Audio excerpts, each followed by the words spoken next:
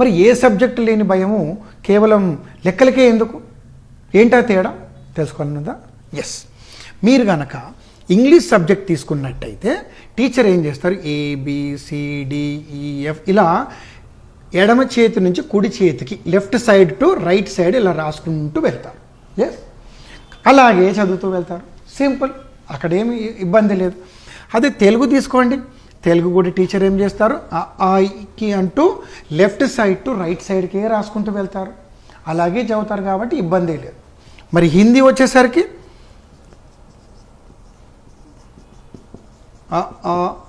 ఈ left side నుంచి రైట్కే రాస్తారు, లెఫ్ట్ సైడ్ నుంచి రైట్కి చదువుతారు. కానీ లెక్కలు మాత్రం అలా కాదు. చిన్నప్పుడు 1 2 3 4 ఒక ఆర్డర్లో నేర్పిస్తారు, పిల్లలు చక్కగా నేర్చుకుంటారు. మీరు గమనించారు, LKG UKG ఉన్నప్పుడు 100 out of 100 మార్క్స్ వస్తుంటాయి. మీరు సంతోషం, చూసే వాళ్ళకి అందరికి హాయిగా ఉంటుంది. ఫస్ట్ క్లాస్కి వచ్చాక అడిషన్స్ వస్తాయి, సెకండ్ క్లాస్కి వచ్చాక సబ్ట్రాక్షన్స్ వస్తాయి, అక్కడ కూడా బాగానే ఉంటారు. మీరందరూ మురిసిపోతారు మీ పిల్లలను చూసి, ఎందుకంటే మా పిల్లలు లెక్కల్లో 100 out of 100 వచ్చినాయి. కానీ 3వ తరగతి మొదలుకోగానే 3 4 5 క్లాసులు పెరుగుతున్నా కొద్ది వాళ్ళ పర్సంటేజ్ తగ్గిపోతుంటుంది. మీరు గమనించారో లేదు? ఎస్, 100% తగ్గిపోతుంది. మీరేమనుకుంటారు, వాళ్ళు చదువుతలేరు అనుకుంటారు. ఎందుకు చదవరండి? తప్పకుండా చదువుతారు పిల్లలు. కానీ వాళ్ళకి అర్థం కావాలి కదా. క్లాస్లో అక్కడ టీచర్కున్న సమయంని ఇచ్చినట్టయితే ఆ 45 నిమిషాల్లో తను చెప్పుకుంటూ వెళ్తూ ఉంటుంది. పిల్లలకు అర్థం అవ్వాలి. అర్థం కావాలంటే అందరికీ అర్థం అవ్వాలని రూల్ ఏం లేదు కదా, ఉండదు. కేవలం 20 to 40% మాత్రమే పిల్లలకు అర్థమవుతుంది. ఇంకొక 20 to 40% పిల్లలకి తమ తల్లిదండ్రులు కానీ, గురువులు కానీ, ఇంకొక ట్యూషన్స్ కానీ, లేదంటే వాళ్ళ బ్రదర్స్ సిస్టర్స్ ఎవరైనా ఉంటే వాళ్ళు హెల్ప్ చేస్తారు. కానీ ఇంకా 30% పిల్లలకి మ్యాథ్స్ అంటే ఫోబియా, మ్యాథ్స్ అంటే భయం. మీరు 10th క్లాస్లో కూడా గమనించినట్టయితే ఎగ్జాక్ట్గా మీరు ఏ సబ్జెక్ట్లో ఫెయిల్ అయినారో అని కనుక్కున్నట్టయితే మ్యాథ్స్లోనే 1 మార్కు పోయింది సార్, 2 మార్కులు పోయిందంటారు. ఎందుకు ఇట్లా జరుగుతుందంటే నేను మీకు ఎక్స్ప్లెయిన్ చేస్తాను. చూడండి, ఇప్పుడు బోర్డు పైన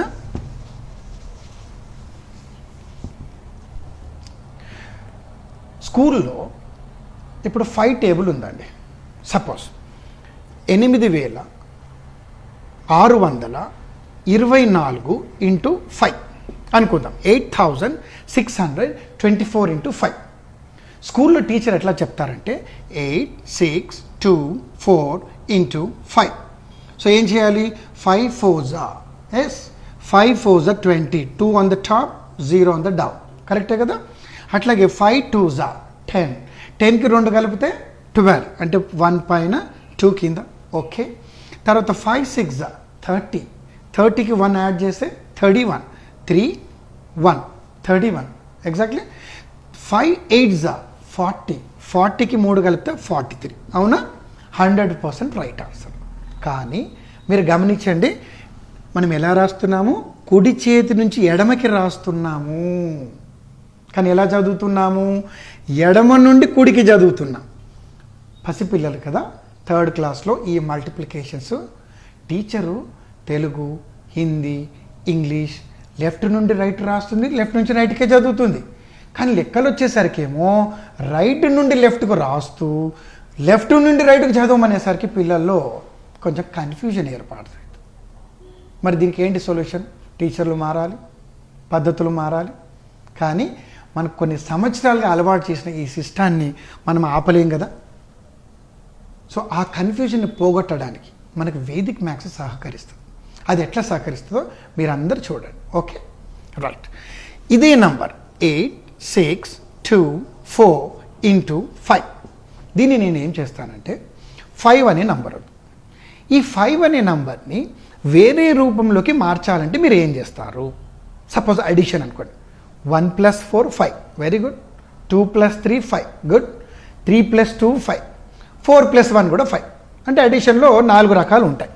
మరి సబ్ట్రాక్షన్లో అయితే 6 - 1 5, 7 - 2 5, 8 - 3 5, 9 - 4 5, 10 - 4, 10 - 5 5.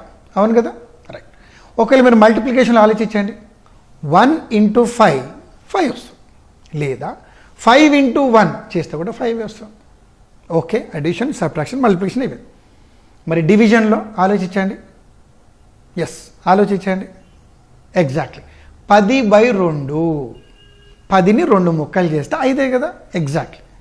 ఇంకా వేరే నెంబర్ అక్కర్లేదు, సింపుల్గా 5/1 5 వస్తుంది, లేదా 10/2 అంటే 10/2. నేను ఇక్కడ రాస్తా చూడండి, 10/2.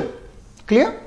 అంటే 5ని మనము 10/2లోకి మార్చుకుంటున్నాము. 10 ఎందుకు తీసుకోవాలి సార్? 15/3 తీసుకోవచ్చు కదా? నో, మనం బైనరీ నెంబర్స్ తీసుకుంటాం, 1 and 0.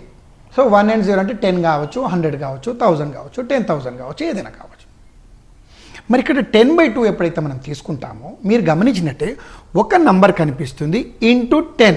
ఎస్, అంటే ఏదైనా ఒక నంబర్ని 10తో మల్టిప్లై చేస్తే ఏమొస్తుంది అనుకుంటున్నారు? అదే నంబర్ పక్కన 0 వస్తుంది, అంతే కదా?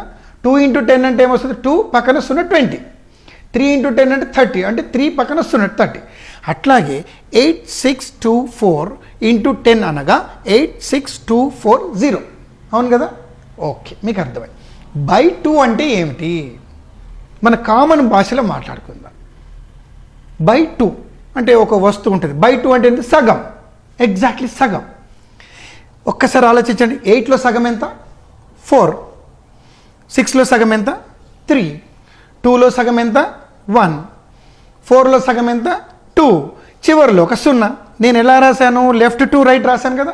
చూసుకోమ్మా, ఈ ఆన్సర్ రైటా? That's it. సో ఇది మనం రెగ్యులర్గా స్కూల్లో వాడుతున్న మెథడ్. ఇది వచ్చేసి Vedic method. Have you understood?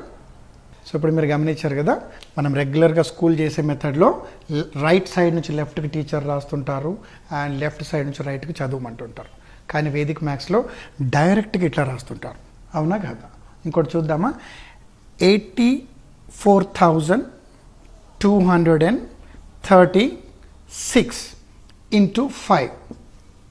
మీకు వస్తుందో చేయడం? ఎట్లా వస్తుందో చూద్దామా? 5 అంటే ఏంటి? 10/2. అంటే 10/2. బై 2 అంటే ఏంటి? సగం. సో దీంట్లో సగం చేసుకుంటే అయిపోతుంది కదా. ఏంటది? 4, నెక్స్ట్ 2, నెక్స్ట్ 1. మరి 3లో సగం చేయడం రాదు కదా. 36ని సగం చేద్దాం, 36ని సగం చేద్దాం. 36 సగం చేస్తే 18 with a 0. That's it.